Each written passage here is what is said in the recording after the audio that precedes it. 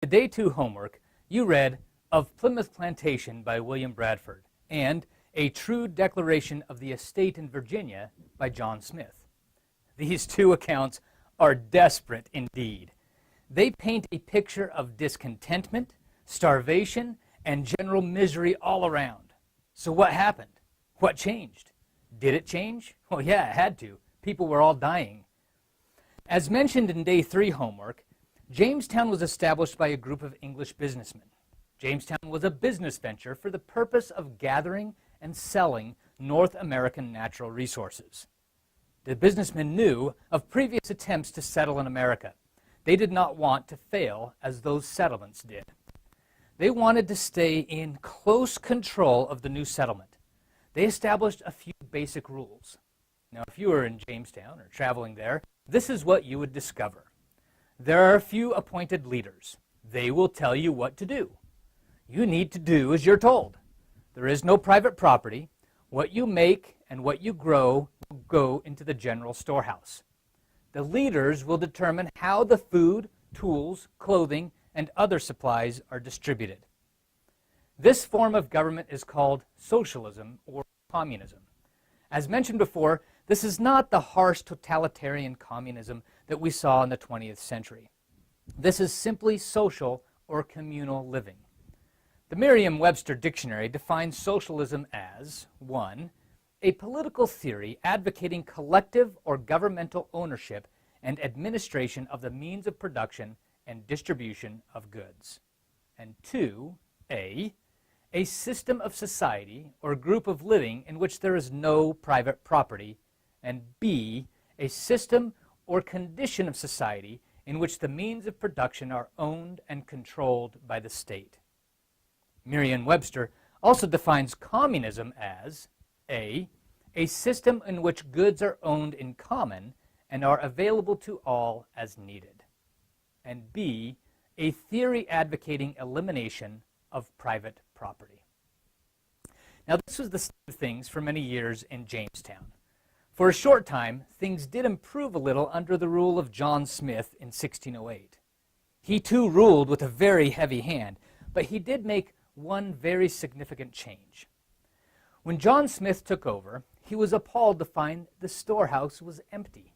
So he issued this proclamation that changed everything. He that will not work shall not eat. For the labors of 30 or 40 honest and industrious men shall not be consumed to maintain 150 idle loiterers. It worked. The men who had not worked before started working immediately. Within 6 months, 20 houses were built, a fresh water well was constructed, and 40 acres of fields were put under cultivation.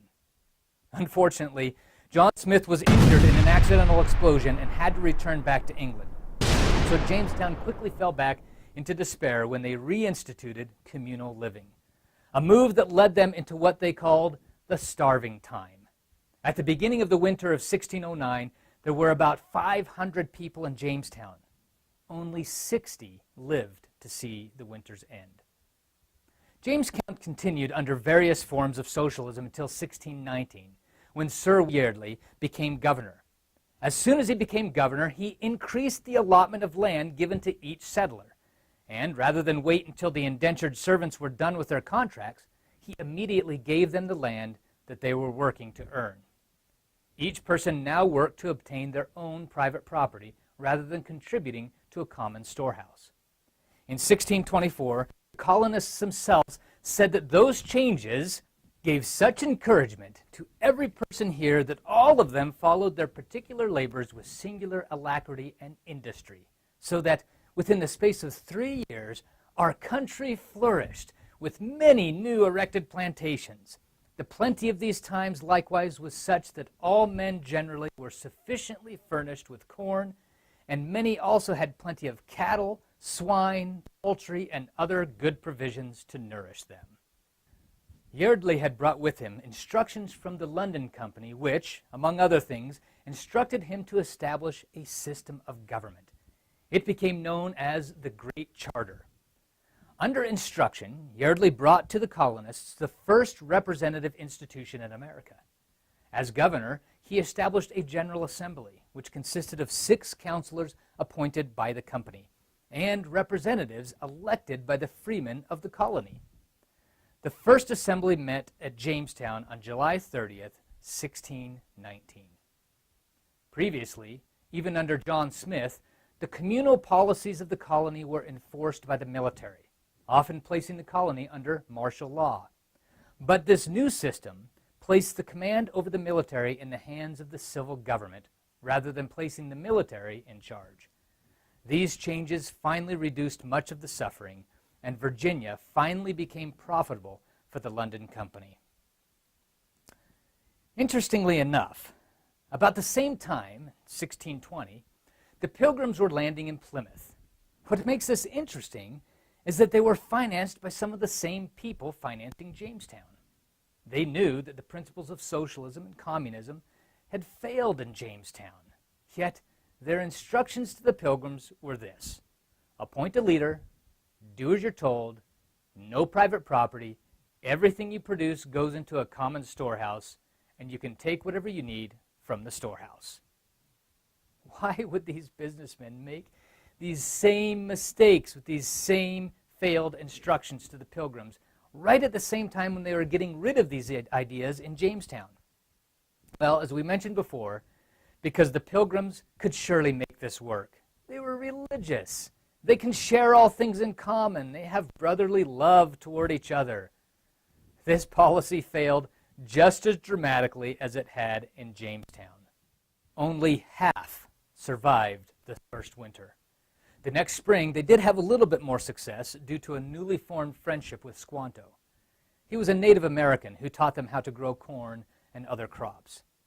Now, after Squanto's help, William Bradford wrote, "All the summer there was no want, as they took good store of which every family had their portion, which made many afterwards write so largely of their plenty here to their friends in England. But by winter the settlers had taken freely from the supplies until the storehouse was empty, and they starved for a second time." Now, by spring of 1623, Governor Bradford and others knew something needed to change. William Bradford is sometimes referred to as the father of American history because he kept a very detailed journal and because he wrote the first American history book. He wrote that they began to think how they might plant and raise as much corn as they possibly could, and to obtain a better crop than they had done in the past, so they did not have to continue to live in such misery. Now, after much debate, he said they finally decided that each family would plant their own crops, and in doing so, they must trust in themselves and their own ability to work. So they assigned to every family a portion of land that was now their own, not owned by the community. They then assigned anyone who did not have a family to another family to go ahead and work with. Now, after a short time, Bradford said this: "This had very good success, for it made all hands very industrious, so as much more corn was planted than otherwise would have been. The women now went willingly into the field and took their little ones with them to set corn, which before would allege weakness and inability, whom to have compelled would have been thought great tyranny and oppression." William did not stop there in his explanation. He went into more detail about the system. He wrote that their experience showed that Plato and other philosophers were wrong when they promoted the idea that the taking away of property and bringing in community into the commonwealth would make them happy and flourishing. He said that type of community breeds confusion and discontentment and reduces the productivity of its citizens. Under that system, he said the young men that were most able and fit for labor and service did complain that they should spend their time and strength to work for other men's wives and children without any pay, and for men's wives to be commanded to do service for other men as dressing their meat and washing their clothes, etc. They deemed it a kind of slavery. After they changed their communal system into a more of a free society, they never starved again. But their story does not stop there. If you remember, Lane recently told you about how William Bradford became what he was trying to escape. He became a tyrant when it came down to religion and government. While the colonists in Massachusetts may have learned an important lesson about hard work and personal responsibility, they did not seem to learn anything about the separation of church and state.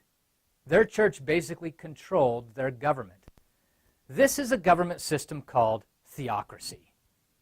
Not only did this theocracy oppress people of differing beliefs, but it led to a dark time referred to as the Salem witch trials.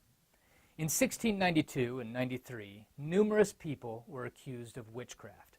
Now, the exact reasons for the accusations are somewhat unknown, but it can easily be speculated that jealousy, spite, revenge, and hiding their own crimes were among the likely reasons. Now, regardless of the reasons for the accusations, the fact that the witch trials got way out of hand was largely due to their form of government, their theocracy.